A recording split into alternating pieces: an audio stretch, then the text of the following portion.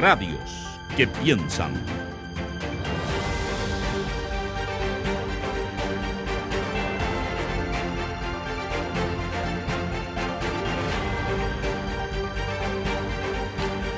Está muy entretenida. Entretenido suena frívolo, quiero decir muy interesante, me corrijo. El escenario electoral presidencial, el escenario parlamentario y también esta situación que muchos analistas describen como inéditamente voluble, faltando tan poco tiempo para que se realicen estos comicios en el próximo mes de noviembre. Queremos analizarlo y poniendo el foco, ya lo hemos hecho en los otros sectores, en lo que está ocurriendo con las derechas o con las oposiciones. A partir de ahora, saludando y agradeciendo, como siempre, al analista y profesor asociado a FARO UDD, Rodrigo Pérez de Arce. Rodrigo, muy buenos días, gracias por poder conversar esta mañana. Buenos días, Pato. Yo creo que tiene una dimensión entretenida. ¿Ah? Sí, No es solo interesante, yo defiendo eso. uno no debería ser tan culposo por considerar Eh, entretenidas las cosas, ¿no? Pero sí, tienes toda la razón. Eh, Rodrigo, ¿cuánto le suma la proclamación de Bópoli a Evelyn Matei? yo creo que no mucho. Ujú, No mucho porque no tiene por un lado, mucha novedad. Digamos, no es como que hubiera un tapado de Bópoli dando vuelta en un furgón alrededor del centro de eventos a ujú. la espera de ser nominado, como hizo Sebastián Piñera hace algunos años. Em, Ni tampoco desde el ámbito, digamos, más de caudal electoral. Evópoli es un partido que ha sido más bien minoritario, un partido pequeño, que no tiene muchos representantes y en ese sentido no me parece, digamos, particularmente nuevo. Lo que sí me parece es que, o el gran cambio que viene con esto es que Em, creo que se descarta definitivamente la posibilidad de una primaria en las derechas. Ujú. Porque el presidente de Bópoli es el primero en descartarla en una entrevista que da a La Tercera el fin de semana. Em, y es poco más lo que se puede decir de esta proclamación, la verdad. Sí, quizás tiene un trasfondo mayor, ¿ah? Y esto, Rodrigo, es un tema en sí mismo que debería dar para un simposio y no para una entrevista, pero lo menciono simplemente como un dato, ¿ah? Que es un dato colateral de lo que se habla en general en los titulares. La imposibilidad en Chile de instalar una derecha liberal fuerte, ¿no? Ha habido varios intentos durante el tiempo posterior a la dictadura eh, y siempre han terminado como es Evópoli hoy día, ¿no? Un partido pequeño, aparentemente poco incidente, porque uno debería esperar que un partido proclame una candidata presidencial tuviera un efecto Mm. distinto al que tú describes. Mm. Sí, a ver, es interesante como la pregunta y efectivamente es como la gran promesa, la eterna promesa de una derecha liberal. Yo creo que se da por una mezcla de cosas. Una es que yo creo que la sociedad chilena se ha ido liberalizando en sí con el tiempo, ¿ya? O sea, si uno compara lo que eran, no sé, los 90 o los 80, la, la sociedad es más liberal en general y eso contagia obviamente a los partidos de la derecha. O sea, la UDI o Renovación Nacional, más allá de los problemas que puedan tener, hoy día son innegablemente más liberales que lo que eran hace 10 o hace 20 años, ¿no? Mm, Después podemos discutir la pertinencia o cuán profunda es esa liberalización. sí.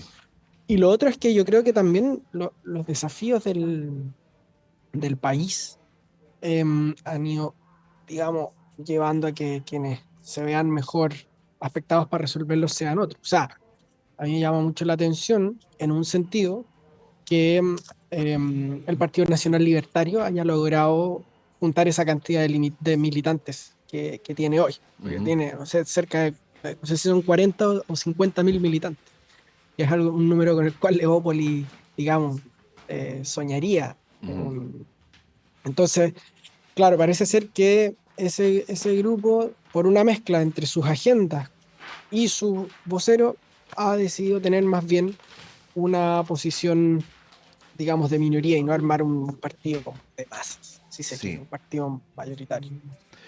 Rodrigo, a ver, analizando esto en un tramo más largo, quiero volver a ese inolvidable 4 de septiembre del año 2022, ¿no? que para muchos, probablemente el gobierno estarán en desacuerdo, significó muy tempranamente el fin de la impronta transformadora que traía este gobierno, ¿no? Quiero citar nomás una muy interesante entrevista que aparece hoy día en el Mercurio a Lucía Damert, ex jefa de asesores de la moneda, donde dice, bueno, de hecho es la frase que se rescata en el titular principal, ¿ah? En temas de seguridad e inmigración se ha hecho una agenda bastante más centrista, derechista, si se quiere. Digo esto introductoriamente porque es evidente que la derecha tuvo una hegemonía no solamente fáctica por las mayorías parlamentarias, sino yo diría de sentido común en el país, por lo menos entre septiembre del 2022 y 2024, ¿no? Lo cual dio lugar, tú te acordarás, para que muchos analistas, incluso lo conversábamos contigo, que decían lo contrario y te doy el mérito, dijeran que ni la carrera municipal ni la presidencial estaba corrida para la derecha, pero estaba esa idea, ¿no? De que era cosa de que pasaran los días para que Matei entrara a la moneda. Hoy ocurre la paradoja de que Matei es sostenidamente la candidata con mayores preferencias, que las encuestas le dan la evidente chance de ganar en segunda vuelta. Pero por el otro lado no crece y por el otro lado hay razones para presumir una incertidumbre aún, ¿no? Quería preguntarte qué ha pasado ahí. ¿Ha habido una falta de las derechas en administrar ese viento a favor? ¿O hay otros factores que explican que aquello que dábamos por sentado no se pueda dar del todo por sentado? Bueno, yo nunca lo di por sentado, pero digo, hablando como en general, retóricamente, ¿no? Obvio, Sí. obvio. A ver, yo creo que el escenario todavía está muy, muy difuso, todavía no cuaja bien, ¿ya? Eso me parece importante tenerlo siempre en mente. ¿Por qué? Porque pueden pasar muchas cosas de aquí a una eventual primaria del oficialismo y para la carrera presidencial en sí. El dato que a mí me parece más relevante de los que tenemos hasta ahora, que se ha mantenido bien estable, es que las derechas están sumadas las tres posibles candidaturas, están sobre el 50% y en algunos casos llegando al 60% Ujú. de las preferencias. Eso es inaudito en la historia de Chile reciente y más que reciente. O sea, es algo realmente raro, es extraño.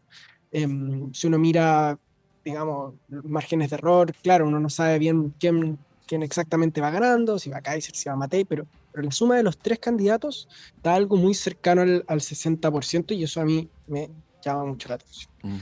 Segundo elemento, claro, Matei tiene la bendición y la maldición de estar liderando y liderando desde hace mucho tiempo. O sea, su candidatura se instala sin ninguna duda cuando muere el presidente Piñera, hace más de un año, ¿verdad? Ujú. Desde ahí hasta diciembre de este año va a tener que sostener, si es que logra ser candidata y si es que logra pasar a segunda vuelta, va a tener que sostener una candidatura. Y eso choca, yo creo, con dos cosas. Una, es un Chile que es muy volátil en sus apoyos.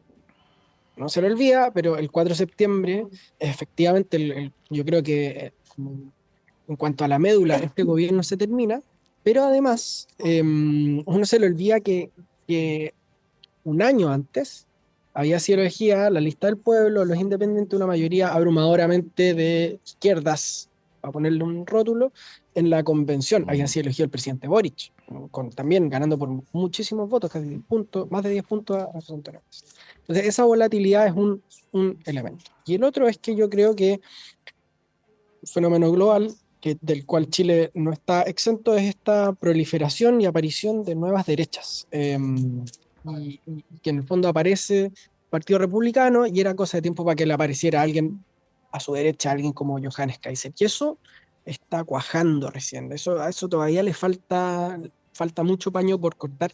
Y de hecho mi impresión es que Johannes Kaiser echa a correr una bolita como para tantear cómo estaba el ambiente y eso agarra demasiada fuerza y lo transforma en una alternativa muy seria que podría, según sus propios parámetros, podría ir a primera vuelta, podría arruinarle la candidatura a José Antonio Cast y al mismo tiempo instalar un referente que es bien extraño porque a diferencia del Partido Republicano, donde uno ve un núcleo ideológico muy claro, hay una doctrina. El Sí. Partido Nacional Libertario, la verdad es que es un, lo quiero decir muy respetuosamente, reúne parlamentarios y personas de muy distintos signos, o sea, de la carrera, Navellán, Urruticoechea y Kaiser, cada uno es un díscolo por sí mismo.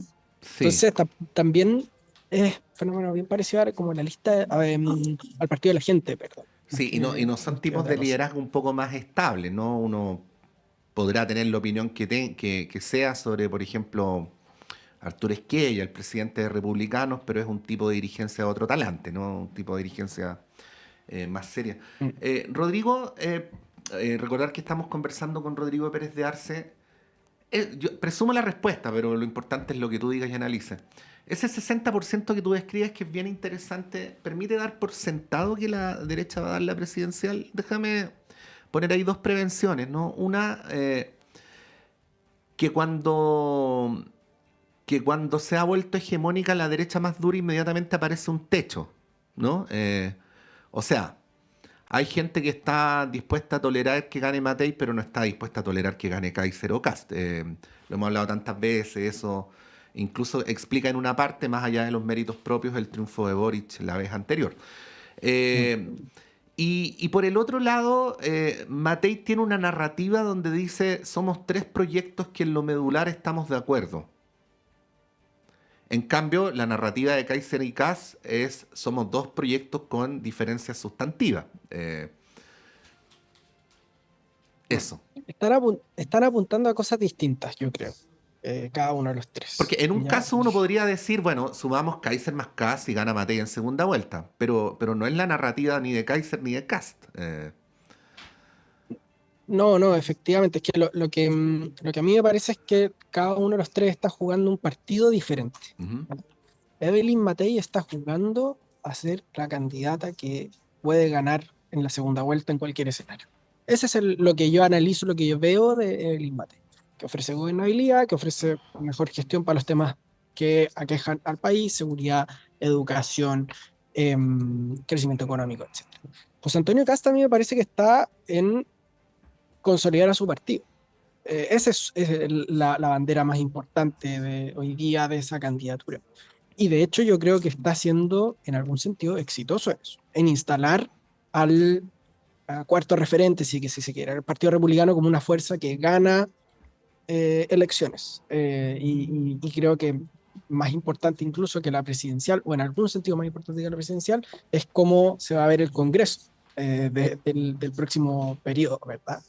Mientras que Johannes Kaiser está, digamos, en una aventura de juntar a todos los que no se sienten representados por ninguno de estos dos referentes, la centro-derecha, la derecha sin complejo, y hoy día está, yo creo, capitalizando este voto bronca, este voto castigo, este voto de molestia, que uno no sabe cuál es su magnitud. Ojo, como va a haber voto obligatorio por primera vez en elecciones presidenciales, van a entrar del orden de 3 a 4 millones de personas nuevas que no sabemos cómo se van a comportar, ujú. si van a votar a moderación, si van a votar en voto castigo, si van a votar qué.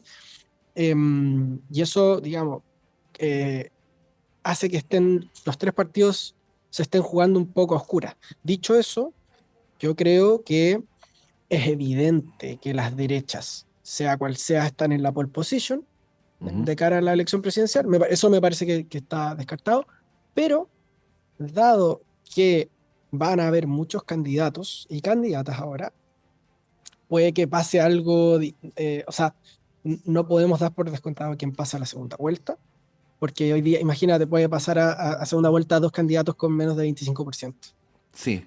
que, que es muy, digamos, como que le añade un componente extra de volatilidad al escenario. Rodrigo, te quiero llevar a un eventual escenario ya estando Matei en la moneda. Mira que nos fuimos para adelante. Pero bueno, a veces lo que ocurre en la moneda o sea, tiene mucho que ver con lo que pasa antes.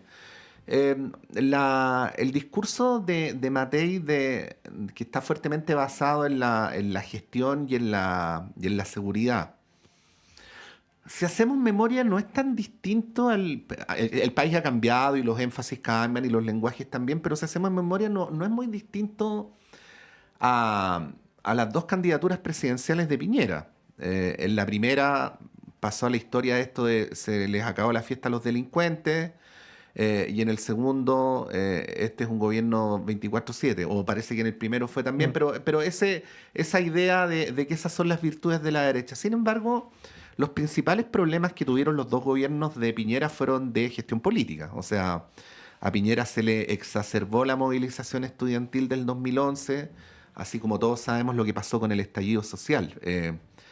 ¿Están poniendo las derechas, o has visto que en estos años las derechas han hecho una reflexión sobre ese punto, el punto de que al fin y al cabo aquí estamos en política más que en una administración de empresas? Yo sé que Matei no lo piensa, lo digo para extremar el punto nomás, bueno, más o menos en la línea de la reflexión crítica que ha venido haciendo, por ejemplo, Hugo Herrera. A ver, es extraño porque yo creo que en la historia reciente de Chile claro, no hay una generación intelectual comparable a la que hay hoy día.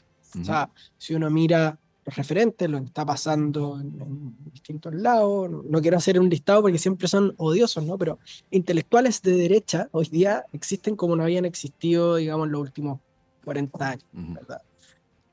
Como generación. Y al mismo tiempo uno ve cuál es la acogida institucional en los partidos que estas ideas tienen, no se ve mucho. O sea, como que hay una grieta entre esos dos mundos, el ujú, mundo intelectual y el mundo político. Entonces yo creo que a nivel intelectual sí se ha hecho buena parte de esa reflexión. ujú, No, o sea, digamos lo que está haciendo gente del Instituto de Estudios de la Sociedad, el mismo Hugo Herrera, ujú. respecto de por qué los dos gobiernos de Sebastián Piñera sufrieron un déficit de política. Yo creo que las reflexiones están ahí. Eh, Eso no ha sucedido a nivel político, o no ha cambiado las prácticas políticas. Y claro, sería un error grave entrar al gobierno sin haber aprendido esas lecciones. Lecciones que, ojo, yo creo que los límites y los errores y los conflictos que no supo superar Piñera van a, a reventarle a quien quiera que de Sí. derecha que esté ahí. O sea, un Johannes Kaiser o un José Antonio Kast que no entienda por qué los gobiernos de Piñera.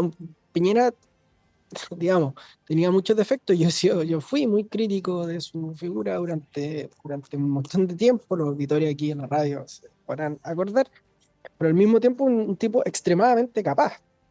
Digamos, y si alguien de ese talante, con trayectoria política, con recursos intelectuales, no fue capaz de sortear estos problemas con éxito, digamos, yo creo que el desafío es grande para cualquiera. Y esto no se soluciona poniendo, ojo, intelectuales de ministros, ¿ya? Que es como la típica tentación. Son Como roles traigamos un distintos. escritor, Sí, sí. claro, son oficios y ocupaciones radicalmente distintas. No es lo mismo escribir novelas que ser canciller. Por poner un ejemplo. Escribir novelas es una maravilla. Yo no digo que sea mejor ni peor, pero bueno, todo eso se resume, Rodrigo, en la vieja frase de pastelero a tus pasteles, ¿no? Así es. Bueno, vamos a seguir con mucho interés este escenario. ¿Ah? En varios sentidos es bien inédito. Y obviamente el rol acá desde la radio es contribuir no solamente a contar lo que está pasando, sino a reflexionar sobre los trasfondos. Hemos conversado con Rodrigo Pérez de Arce. Rodrigo, muchas gracias, te mandamos un abrazo y que tengas una muy buena semana. Muchas gracias. A abrigarse por allá también. Gracias, Rodrigo. Bueno, ahí estaba Rodrigo Pérez de Arce analizando el cuadro en el cortísimo, corto, mediano y largo plazo para la derecha en los asuntos políticos electorales y por supuesto también en este cuadro que lentamente se va apoderando de la discusión, por cierto, porque qué cosas más importantes, pocas seguramente, que quien gobierne nuestro país en el periodo siguiente. Vamos a ir un breve alto y a la vuelta a nuestro panel de conversación.